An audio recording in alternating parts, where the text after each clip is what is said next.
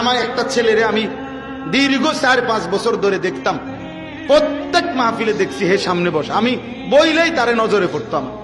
পরে একদিন আমি তারে ডাকছি, ডাইকে আমি বললাম তুমি কি করো? কয় হুজুর আমি মানে প্রতিদিন ঘাস কাটি, আর ঘাস কাইটা বিক্রি করি, যা পাই তা দিয়ে সংসার চালাই। তাই বললাম তুমি যে সব মাহফিলে আসো, আমি দেখলাম তোমারে। কয় হুজুরে যখনই আপনার কোনো পোস্টার দেখি, আমি তখন এই ঘাস কাটার টাকার থেকে একটু একটু টাকা জমাই, গাড়ি ভাড়া মিলাইয়া রাখি, আপনার ওয়াজ শুনতে যাবো।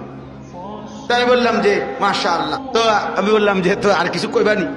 কওদের আমার জীবনের একটা স্বপ্ন আছে। আমি বললাম কি স্বপ্ন কও?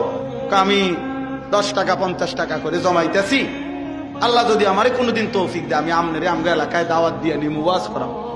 পরে আমি বললাম ওহন দাঁড়া, অন ডেট লো, এখন নাও ডেট, আজকে তোমারে ডেট দিলাম, হাদিয়া দিতে হবে না, আমি দিমু তোমার, এটা তোমার মাহফিলের চান্দা আমি দেবো, ও আজ টেহা লাগতো না, তুমি যাও, তুমি আয়োজন করো, যেখানে কও তুমি, তোমার ঘরে হোক উড়ানে